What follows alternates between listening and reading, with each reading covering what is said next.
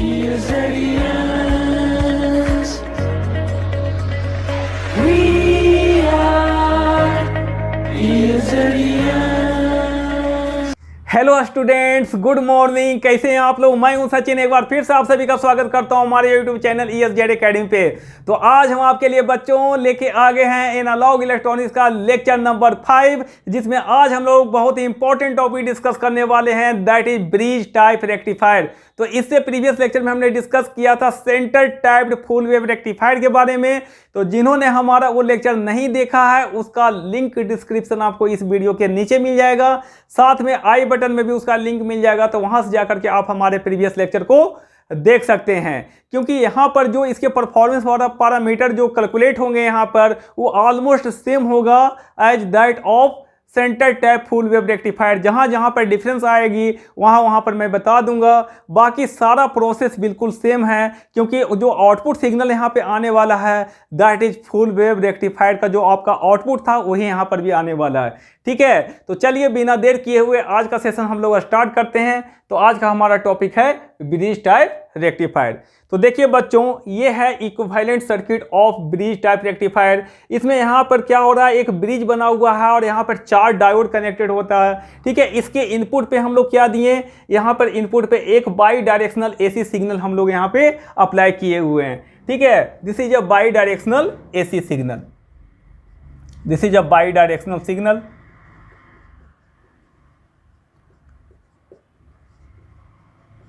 ठीक है, अब देखते हैं कि इसका वर्किंग ऑपरेशन क्या है, इसका वर्किंग प्रिंसिपल क्या है।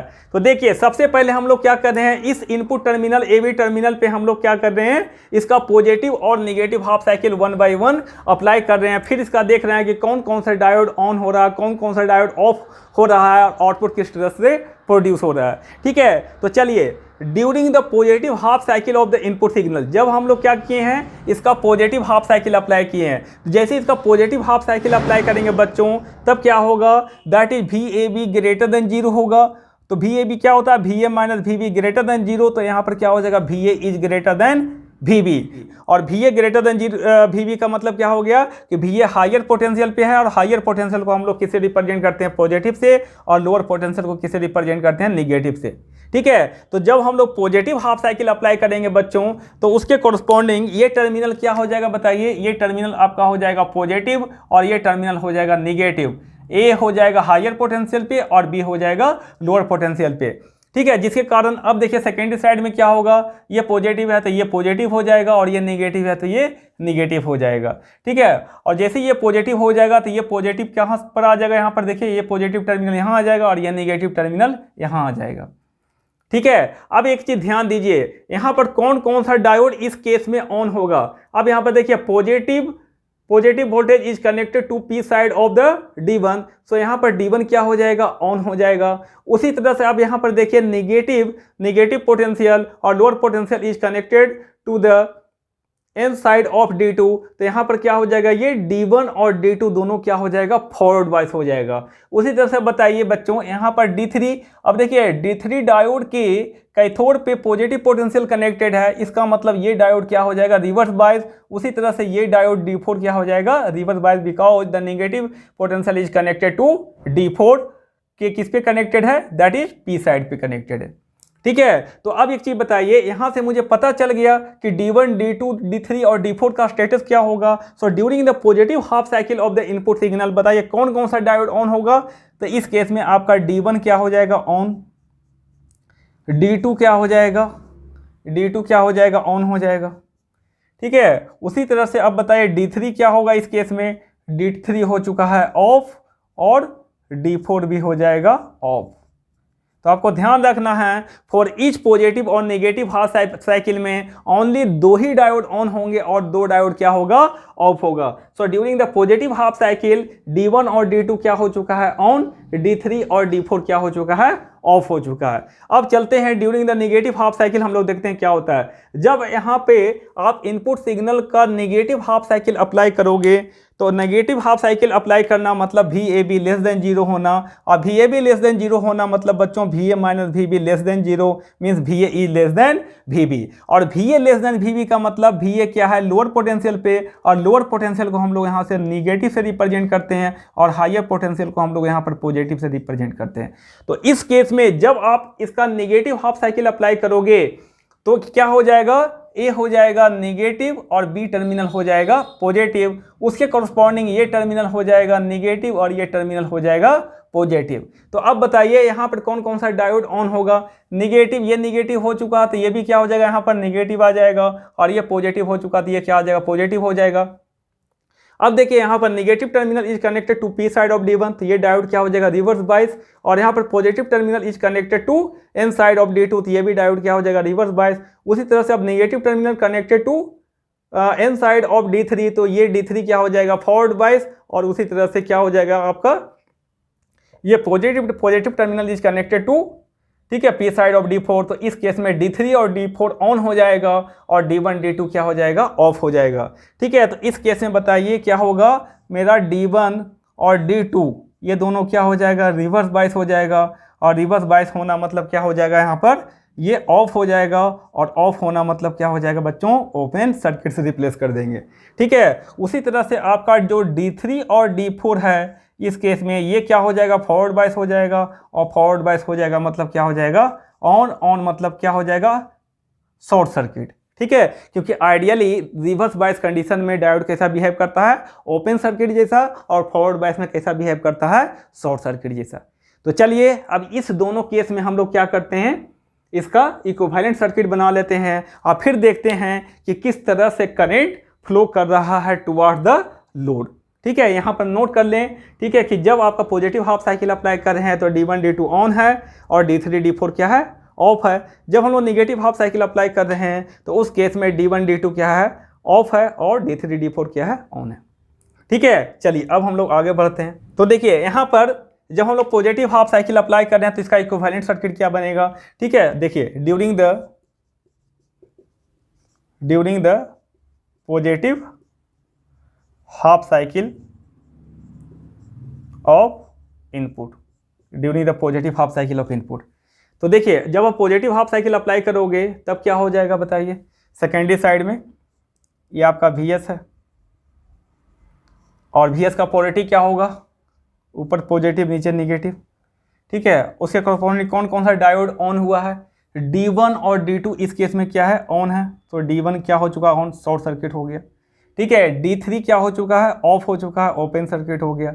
ठीक है, उसी तरह से D2 क्या हो चुका है, ऑन हो चुका, तो ये शॉर्ट सर्किट से रिप्लेस हो गया, और D4 हो चुका है ऑफ, मतलब ओपन सर्किट से रिप्लेस हो गया। ठीक है, अब ये हमारा सर्किट बन गया। ठीक है, अब यहाँ पर आउटपुट देखिए इस तरह से कनेक्टेड है, ये आपका लोड रेजिस्टेंस है आपका, और यहाँ से इस तरह से कनेक्टेड है। ठीक है, ये है हमारा क्या, that is load resistance RL। ठीक है, अब यहाँ से करंट क्या आ रहा है, यहाँ पर बताइए, यहाँ से करंट आ रहा है इसमें I0, इसके अक्रॉस जो वोल्टेज है V0। ठीक है, अब देखिए करंट का जो फ्लो होगा इस केस में किस तरह से फ्लो होगा बच्चों।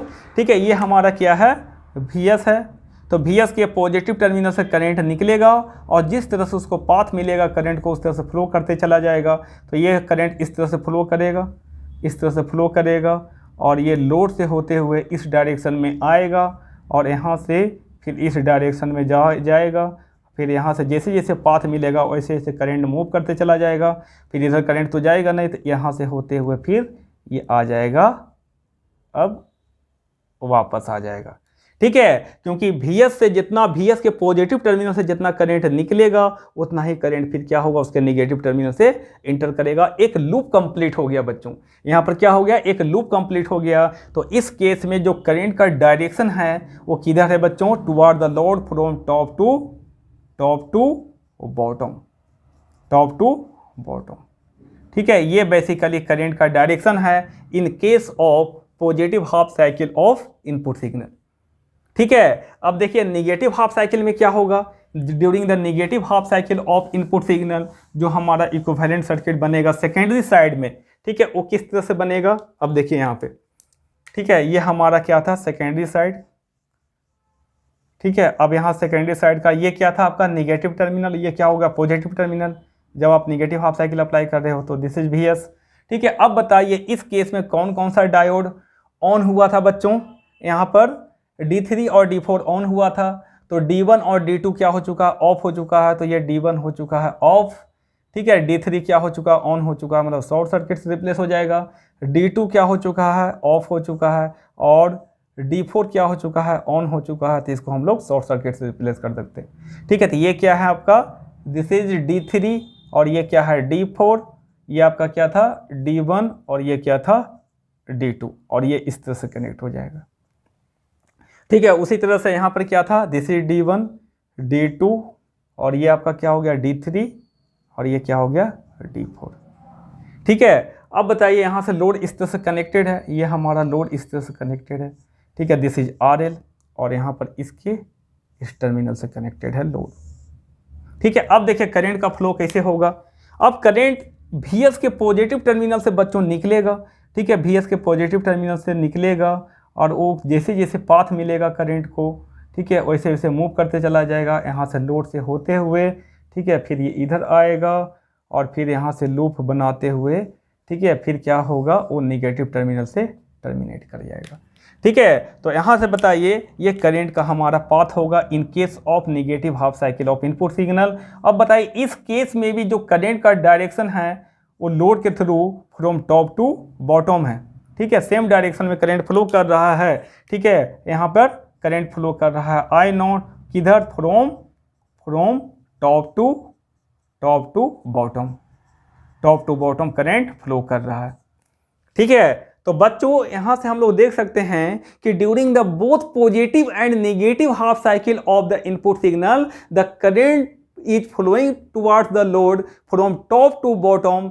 That is in the same direction, ठीक है। मतलब पॉजिटिव और नेगेटिव दोनों हाफ साइकिल में जो लोड के थ्रू करंट फ्लो कर रहा है वो एक ही डायरेक्शन में फ्लो कर रहा है फ्रॉम टॉप टू बॉटम। इसका मतलब ये हुआ कि ये बाई डायरेक्शनल सिग्नल जो आपने इनपुट दिया था रेक्टिफायर को वो कन्वर्ट हो चुका है बच्चों किसमें, एक यूनि डायरेक्शनल सिग्नल में। किसमें कन्वर्ट हो चुका है, एक यूनि डायरेक्शनल सिग्नल में कन्वर्ट हो चुका है। तो अब यहाँ पर बताइए, यहाँ पर जो लोड के एक्रॉस जो आपका आउटपुट आने वाला है वो क्या होगा, एक unidirectional full wave rectified output आएगा, ठीक है, एक यूनि डायरेक्शनल सिग्नल आएगा, ठीक है, कुछ ऐसा सिग्नल आने वाला है, ठीक है। This is 0 pi 2 pi 3 pi and so on, ठीक है। ये आपका ओमेगा टी एक्सिस है और ये आपका क्या हो गया V0 हो गया, ठीक है। और इसे हमने बोला पल्सेटिंग डीसी सिग्नल, ठीक है। ये क्या है, एक पल्सेटिंग डीसी सिग्नल है और ये एक यूनि डायरेक्शनल सिग्नल है। कैसा है, एक यूनि डायरेक्शनल सिग्नल। क्यों है यूनि डायरेक्शनल सिग्नल, क्योंकि इसका कोई निगेटिव पार्ट नहीं है, ठीक है। V0 इज ऑलवेज पॉजिटिव, ठीक है। अब यहाँ पर बताइए ये सिग्नल आ रहा है at the output of bridge rectifier, ठीक है। ये कैसा आउटपुट है बच्चों बताइए, जैसा हमारा centre type full wave rectifier का आउटपुट आया था उसी से ये मैच कर रहा है। इसका मतलब जो भी परफॉर्मेंस पैरामीटर इसका कैलकुलेट होगा वो कैसा होगा, similar to the centre type full wave rectifier, ठीक है। आप बताइए ये इसका क्या है, दिस इज, ये इसका क्या है, VM है, मैक्सिमम वोल्टेज, ठीक है। तो यहाँ पर इस सिग्नल का बताइए RMS वैल्यू क्या आया था हमारा बच्चों, इसका RMS वैल्यू जो आया था दैट इज इक्वल टू, कितना आया था RMS वैल्यू, VM बाई √2, और इसका एवरेज वैल्यू कितना आया था, इसका एवरेज वैल्यू आया था 2VM/पाई। अब देखिए यहाँ से जो आपका आउटपुट आ रहा है ब्रिज रेक्टिफायर का, यहीं से हम लोग सारे परफॉर्मेंस पैरामीटर इसके कैलकुलेट करेंगे, ठीक है। आया समझ में। यहाँ पर यूनि डायरेक्शनल करंट फ्लो कर रहा है toward the load from top to bottom, clear है। चलिए तो अब हम लोग इसके परफॉर्मेंस पैरामीटर की तरफ चलते हैं, ठीक है, कि क्या क्या आने वाला है। तो बच्चों यहाँ पर इसका जो पहला परफॉर्मेंस पैरामीटर है क्या है, फॉर्म फैक्टर। क्या है, फॉर्म फैक्टर। और फॉर्म फैक्टर किस तरह से डिफाइंड है बच्चों, that is RMS value of signal to the average value of signal का रेशियो होता है। So form factor equal to जो आपका आउटपुट आया है इसका RMS वैल्यू और बाई आउटपुट का एवरेज वैल्यू, ठीक है। तो आप बताइए RMS वैल्यू ऑफ आउटपुट कितना हो जाएगा आपका, VM/√2 अपॉन एवरेज वैल्यू कितना है, 2VM/पाई। तो VM कैंसिल हो जाएगा बच्चों, तो यहाँ से कितना आएगा बताइए, दैट इज π/2√2। ठीक है, π/2√2 और यहाँ पर वैल्यू कैलकुलेट कीजिएगा, इसका वैल्यू आ जाएगा 1.11, जैसा कि centre type full wave rectifier का आया था। ठीक है, अब जो सेकेंड परफॉर्मेंस पैरामीटर है बच्चों दैट इज रिपल फैक्टर, और मैंने एक रिलेशन बताया था कि रिपल फैक्टर और फॉर्म फैक्टर में जो रिलेशन होता है, ripple factor equal to square root of form factor square -1। ठीक है, फॉर्म फैक्टर कितना आ चुका है 1.11, इसका हो जाएगा होल स्क्वायर -1। ठीक है, तो कितना आ जाएगा इसका वैल्यू 0.482, एकदम सिमिलर है जैसा आपका centre tap full wave rectifier का आया था परफॉर्मेंस पैरामीटर, क्योंकि सिग्नल ही क्या है सेम है, जहाँ जहाँ पर चेंजिंग होगा वहाँ पर हम लोग अब यहाँ पे बता देंगे। ठीक है, अब देखिए तीसरा जो आपका होगा ट्रांसफार्मर यूटिलाइजेशन फैक्टर, और ट्रांसफार्मर यूटिलाइजेशन फैक्टर किस तरह से डिफाइंड था, it is the ratio of output DC power to the RMS rating of secondary winding of transformer. ठीक है, और सेकेंडरी वाइंडिंग ऑफ ट्रांसफार्मर का जो पावर रेटिंग होगा वो क्या होगा VS RMS और इनटू IS RMS। ठीक है बच्चों, ठीक है, सो आउटपुट डीसी पावर हमारा क्या होगा, output DC power equal to IDC का होल स्क्वायर और इनटू RL, और नीचे में क्या होगा VS RMS मतलब कितना हो गया बच्चों Vm/√2 और IS RMS मतलब Im/√2। ठीक है, और IDC का वैल्यू कितना हो जाएगा बच्चों 2Im/π का होल स्क्वायर और इनटू हो जाएगा RL अपॉन ये हो जाएगा Vm और इनटू Im/2 हो जाएगा बच्चों। ठीक है, तो यहाँ पर देखिए, यहाँ से देखिए Im स्क्वायर है। ठीक है, तो एक Im स्क्वायर से एक आपका ये Im कैंसिल आउट हो जाएगा और एक Im इंटू RL मिलके Vm बना देगा, तो यहाँ से ये सारे टर्म कैंसिल आउट हो जाएंगे, ये Vm Im। ठीक है, तो केवल कांस्टेंट टर्म बचेगा, कितना यहाँ से कितना हो जाएगा 4 और यहाँ से 2 ऊपर चला जाएगा, तो 8/π² बच्चों, और 8/π² का वैल्यू जो होता है दैट इज इक्वल टू 0.812 लगभग। ठीक है, तो इसका जो ट्रांसफार्मर यूटिलाइजेशन फैक्टर है बच्चों विच इज़ वेरी हाई। ठीक है, मतलब centre type full wave rectifier का कितना आया था ट्रांसफार्मर यूटिलाइजेशन फैक्टर 0.693, उससे क्या है ये ज़्यादा है। इसका मतलब in case of the bridge rectifier the transformer utilisation factor is high, that is there is maximum utilization of transformer in case of bridge type rectifier. तो ये इसका मेन एडवांटेज भी हो गया एक तरह से। ठीक है, कि यहाँ पर ट्रांसफार्मर का मैक्सिमम यूटिलाइजेशन हो रहा है। ठीक है, उसके बाद जो नेक्स्ट परफॉर्मेंस पैरामीटर है बच्चों जिसे हम लोग क्या बोले थे दैट इज क्रेस्ट फैक्टर भी बच गया।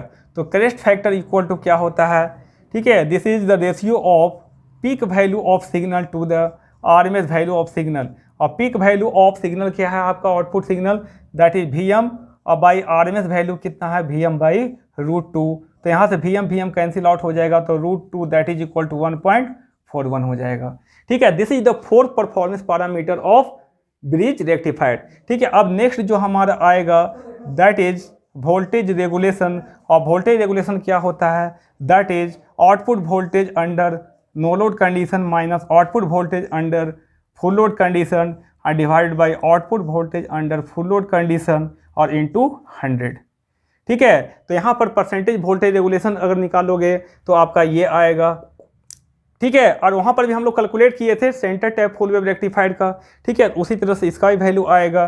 ठीक है, तो अब बताइए बच्चों यहाँ पर नो लोड कंडीशन में जो आउटपुट आएगा वो कितना आएगा। जब नो लोड कंडीशन का मतलब क्या, ये ओपन सर्किट, जब ये ओपन सर्किट हो जाएगा तो उस केस में आउटपुट क्या होगा सेम एज इनपुट, तो इस केस में आपका VS हो जाएगा। ठीक है, minus output voltage under full load condition, जब ये लोड कनेक्टेड है, तो जब लोड कनेक्टेड होगा बच्चों तो अब बताइए क्या होगा उस केस में। देखिए इस केस में क्योंकि इच पॉजिटिव और नेगेटिव हाफ साइकिल में दो डायोड सीरीज में क्या हो रहे हैं, ठीक है, कंडक्ट हो रहे हैं, तो इस केस में आपका जो आएगा इक्विवेलेंट सर्किट जो होगा यहाँ पर आपका क्या होगा, दो डायोड सीरीज में ऑन हो रहे हैं, तो यहाँ पर 2RF हो जाएगा। एक डायोड का फॉरवर्ड रेजिस्टेंस RF, दो डायोड का क्या हो जाएगा 2RF, क्योंकि दो डायोड क्या हो रहा है ऑन हो रहे हैं for each positive and negative half cycle of input signal. ठीक है, तो अब यहाँ पर क्या हो जाएगा आपका this is the load resistance. ठीक है, अब ये क्या हो जाएगा इसका लोड रेजिस्टेंस हो जाएगा, और ये किसका वैल्यू है, this is the value of VS। ठीक है, और यहाँ से लोड करंट फ्लो कर रहा है। तो तो अब बताइए इसके अक्रॉस अगर मैं बोलूँ कि आउटपुट क्या होगा अंडर फुल लोड कंडीशन, ये है क्या फुल लोड कंडीशन में इक्विवेलेंट सर्किट। ठीक है, तो कितना हो जाएगा बाई वोल्टेज डिवीजन रूल से आप बोल सकते हो कितना, that is RL by RL plus 2RF और इंटू VS और divide by RL upon RL plus 2RF, ये हो जाएगा और इंटू 100। तो यहाँ से आप कैलकुलेट करोगे तो कितना आ जाएगा 2RF अपॉन RL और इंटू 100, ये आपका आ जाएगा वोल्टेज रेगुलेशन। ठीक है बच्चों, ठीक है। अब इसका जो नेक्स्ट परफॉर्मेंस पैरामीटर है दो और बच गया, कौन कौन सा, एक आपका पीक इनवर्स वोल्टेज। तो peak inverse voltage centre type full wave rectifier का कितना आया था 2 Vm, लेकिन यहाँ पर क्या होगा Vm आएगा। क्यों, क्योंकि मैंने बताया था कि अगर आपका पीक इनवर्स वोल्टेज को डिक्रीज करना हो तो हम लोग मल्टीपल डायोड को कनेक्ट करते हैं इन सीरीज में, जिसके कारण क्या होता है पीक इनवर्स वोल्टेज शेयर हो जाता है। ठीक है, अगर एक डायोड में 2 Vm है तो दो डायोड में कितना होगा बच्चों Vm डिवाइड हो जाएगा, क्योंकि ईच पॉजिटिव और नेगेटिव हाफ साइकिल में दो डायोड ऑन हो रहे हैं। ठीक है, तो इस केस में बताइए जो छठा इसका परफॉर्मेंस पैरामीटर है that is peak inverse voltage, वो कितना हो जाएगा बच्चों यहाँ पे Vm हो जाएगा। ठीक है, अब बताइए इसका जो 7th पैरामीटर है दैट इज इफिशिएंसी, और इफिशिएंसी किस तरह से डिफाइंड था, this is the ratio of output DC power to the input AC power into 100। तो यहाँ पर similar to the centre type full wave rectifier यहाँ पर कितना आने वाला है, देखिए यहाँ पर क्या हो जाएगा आउटपुट DC पावर मतलब IDC का होल स्क्वायर इंटू RL और divide by input AC power. Input AC power मतलब क्या हो जाएगा दिस इज Vm बाई, या तो ऐसे कर लो ठीक है कि I एवरेज का I RMS का होल स्क्वायर और इंटू RL, यही तो होगा। ठीक है, और IDC का वैल्यू कितना आ जाएगा बच्चों, IDC मतलब 2Im अपॉन पाई का होल स्क्वायर और इंटू RL और डिवाइड बाई I RMS का मतलब क्या हो गया Im बाई √2 का होल स्क्वायर इंटू RL। ठीक है, तो यहाँ से सारे क्या हो जाएंगे Im कैंसिल आउट हो जाएगा। ठीक है, और ये सारा कांस्टेंट टर्म जो यहाँ पर बचेगा ये आपका आ जाएगा आपका कितना that is 8 by pi square और इंटू 100 हो जाएगा। ये आपका इफिशियंसी आएगा बच्चों। इसका वैल्यू हम लोग कैलकुलेट किए थे, कितना आया था 81% आया था, लगभग 81.2%। ठीक है, यह था इसका इफिशियंसी। ठीक है, अब एक चीज़ बताइए इसके अगर हम लोग एडवांटेज के बारे में बात करें तो इसका एडवांटेज क्या है बच्चों ब्रिज रेक्टिफायर का। सबसे पहला एडवांटेज क्या हो गया कि इसका ट्रांसफार्मर यूटिलाइजेशन फैक्टर हाई है दैट इज 0.812। ठीक है, that is maximum utilization of transformer हो रहा है। ठीक है, दूसरा चीज़ क्या है कि smallest size of transformer is required which reduces the cost, जिसके कारण कॉस्ट क्या हो जाएगा रिड्यूस हो जाएगा। अब एक इसका मेन डिसएडवांटेज बताइए बच्चों क्या होगा, इसका मेन डिसएडवांटेज क्या है, देखिए यहाँ पर ध्यान दीजिए कि यहाँ पर फॉर ईच पॉजिटिव और नेगेटिव हाफ साइकिल में दो डायोड सीरीज में कंडक्ट कर रहे थे। ठीक है, दो डायोड सीरीज में ऑन हो रहे थे, जिसके कारण इसका कट इन वोल्टेज कितना हो जाएगा, एक डायोड का cut in voltage V gamma, तो दो डायोड अगर सीरीज में ऑन होंगे तो इसका कट इन वोल्टेज कितना हो जाएगा 2V गामा हो जाएगा। और अगर ये 2V गामा हो जाएगा तो बताइए कि इस केस में जो आपका इनपुट वोल्टेज दे रहे हो ठीक है, तो 2V गामा तो डायोड के थ्रू ड्रॉप हो जाएगा। तो अब यहाँ पर आउटपुट जो आएगा सपोज दैट मुझे 3 वोल्ट पीक टू पीक है आपका 6 वोल्ट, मान लो ये 3 वोल्ट इसका पीक वैल्यू है इनपुट का, और उसका रेक्टिफिकेशन करवाना है तो यहाँ पर क्या हो जाएगा 3 वोल्ट में से आपका जो मैक्सिमम वैल्यू इसका 3 वोल्ट है उसमें से क्या हो जाएगा आपका 0.7 एक डायोड को के क्रॉस और 0.7 एक डायोड के क्रॉस, तो टोटल कितना हो जाएगा 2V गामा, तो उसी में ड्रॉप हो जाएगा। तो आउटपुट वोल्टेज जो आएगा 3 माइनस कितना मैक्सिमम वैल्यू आएगा आउटपुट का 3 माइनस 1.4। ठीक है, तो उसमें क्या होगा जो भी आपका आउटपुट आएगा उसमें बहुत ज़्यादा कि डिस्टॉर्शन आ जाएगा। इसी कारण हम लोग बोल सकते हैं कि जो ब्रिज रेक्टिफायर है this is not suitable for the rectification of low voltage. ठीक है, it is always suitable for the rectification of high voltage.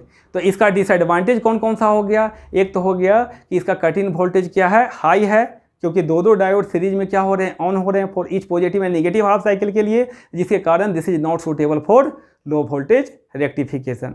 ठीक है। और इसका एडवांटेज क्या हो गया, इफिशियंसी हाई है, ठीक है, साथ में ट्रांसफार्मर यूटिलाइजेशन फैक्टर भी इसका क्या है, हाई है, ठीक है। So this is all about the bridge type rectifier, ठीक है। तो इस लेक्चर में अब इतना ही, अब आपसे मिलेंगे नेक्स्ट लेक्चर में न्यू टॉपिक के साथ। तब तक के लिए thank you very much and all the best.